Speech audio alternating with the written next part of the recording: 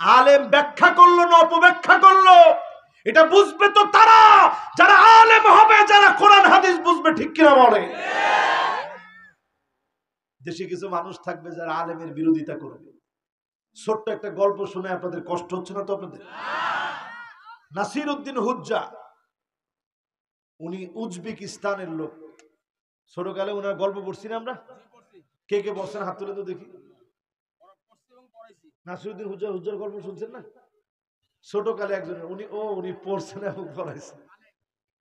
এখন এই সমস্ত গল্প পাবেন না তো, এখন গল্প পাবেন প্যাক প্যাক প্যাক প্যাক, টিং টিং টিং টিং, কিরিং কিরিং কিরিং কিরিং, ব্যাং কেমনে ধরে কেমনে লাফায়, হ্যাঁ হ্যাঁ হ্যাঁ, কিরকম কি শুরু হইলো। পরীক্ষা উঠে যাচ্ছে, ফুলামান শিখবে কি? সেদিন দেখলাম আমার বাংলাদেশে মেয়েরা মিছিল বের করেছে। কি ঠিক? আন্দাজি ঠিক? মেয়েরা মিছিল বের করছে কিসের? আগে শুনেন। মিছিল বের করছে যে শিক্ষক ক্লাসে গিয়ে পড়াচ্ছে, মানে স্বাভাবিক একজন পুরুষের স্পর্শ লাগলে নারীর ভিতরে পরিবর্তন কিভাবে হয়, এটা এখন আমাদের শিক্ষা ব্যবস্থায় শিখাবে। তো শিক্ষক নিজে হাত দিয়ে দেখাচ্ছে ক্লাসের ভিতরে, এই যে আমি তোমার স্পর্শ করলাম, তোমার ভিতরে একটা চেঞ্জ আসছে না? তো মেয়েরা তার বিরুদ্ধে মিছিল বের করছে। এখন তো মিছিল বের করে। এই রকম শিক্ষা ব্যবস্থা যদি চলতে থাকে, কসম আল্লাহর, গড়ে গড়ে জেনা, গড়ে গড়ে ট্রান্সজেন্ডার সমকামিতা ছড়ায় পড়বে, ঠিক কিনা বলে?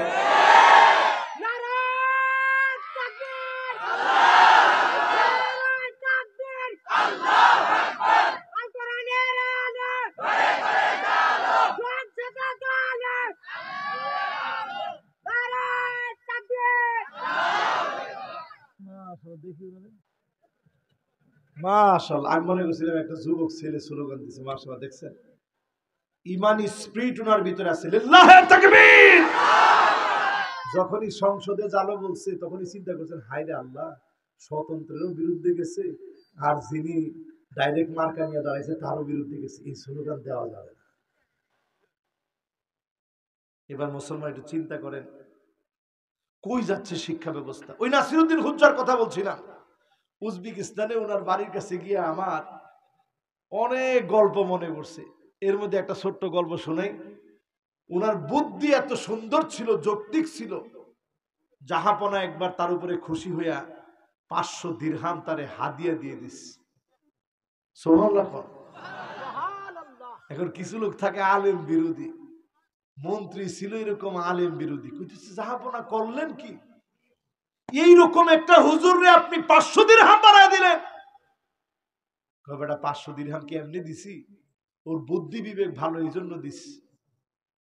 সঙ্গে সঙ্গে বলতেছে, কিসের বুদ্ধি? একটু ডাকেন দেখি, তার একটু টেস্ট করি। ঠিক আছে, করো।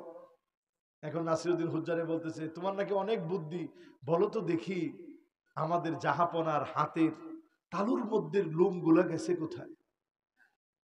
আপনার তালুর মধ্যে লোম আছে না? এই প্রশ্ন করছে হুজুর রে আটকাইতে। নাসিরউদ্দিন হুজ্জা তার যেন তেন হুজুর না।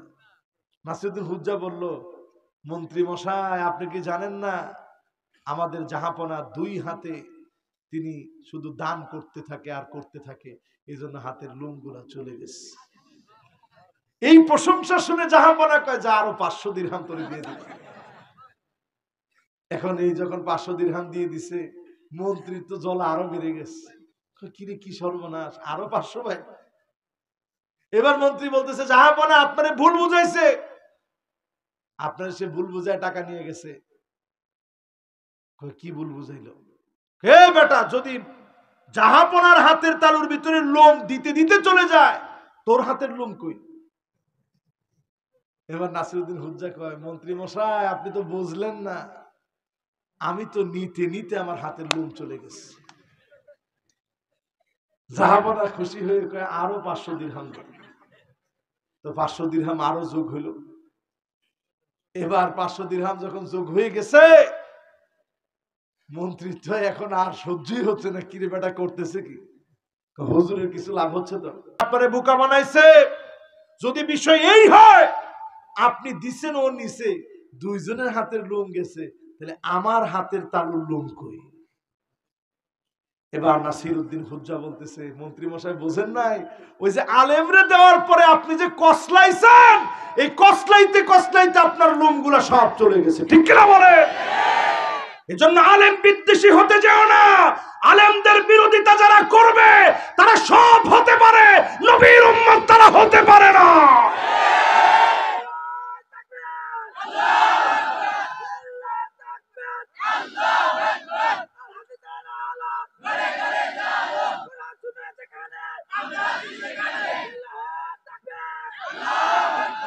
মাশাআল্লাহ। তাহলে আমরা নবীর উম্মত হওয়ার জন্য আলেমদের সঙ্গে থাকবো তো ইনশাআল্লাহ। সামনের দিন আপনি যদি থাকেন থাকলেন, না থাকলে নাই, যেমনে আছেন ধরা খাইবেন সামনে। রসুল কিয়ামতের আগে বলছে দুইটা দল হবে, আঙ্গুল দিয়ে দেখান কয়টা? এমনে না এমনে? হ্যাঁ এমনে, ইহুদিরা দেখায়, আমরা দেখাবো এমনে, এই যে এমনে সোজা, হ্যাঁ বাস এমনে না বাজান, এমনে, এই তাদের সোজা করে এই যে এইভাবে সোজা, কয়টা? এই এক, এই এক, কত হয়? কিয়ামতের আগে দল হবে কয়টা? ফুসতাতু ঈমানিন, একটা ঈমানদারদের দল হবে, মারবে, কাটবে, ফাঁসি দিবে, জাল হবে, জুলুম করবে, নির্যাতন হবে। আল্লাহর হাবিব বলেন ফুসতাতু ঈমানিন, এক চুল তারা নড়বে না, সরবে না, দূরে যাবে না। এরা হবে ঈমানদারদের সঙ্গী, ঈমানদারদের সঙ্গে থাকবে। আরেকটা দল হবে ফুসতাতু নিফাকিন, মুনাফিকি দিয়ে ভরা, মাথার চুলের গোড়া থেকে শুরু করে পায়ের তালু পর্যন্ত শুধু চিন্তা চেতনায় মুনাফিকি দিয়ে ভরা থাকবে, ঠিক কিনা বলেন? সারা জীবন অশ্লীলতা যারা শিখেছে, ছবি কেমনে করবে, নায়িকার সাথে কেমনে নাচতে হয়, কেমনে ড্যান্স দিতে হয়, এরাও দেখবেন এখন টুপি লাগায়া আসসালামু আলাইকুম ওয়া রাহমাতুল্লাহ, আলহামদুলিল্লাহ রাব্বিল আলামিন, আমি আপনাদের ভাই, আপনাদের খেদমতে আছি। কিরে খেদমত কি শব্দ? কথা কয় না, কি শব্দ? মাথার যে টুপিটা লাগাইছেন এটা কাদের? এটা আমাদের, আমাদের। এই জন্য আমার ভাইয়েরা, পৃথিবীতে দুইটা দল হবে। আজকে নবীর যত উম্মত এখানে বসে, আজ থেকে সিদ্ধান্ত নেন মুনাফিকের সঙ্গে থাকবো না।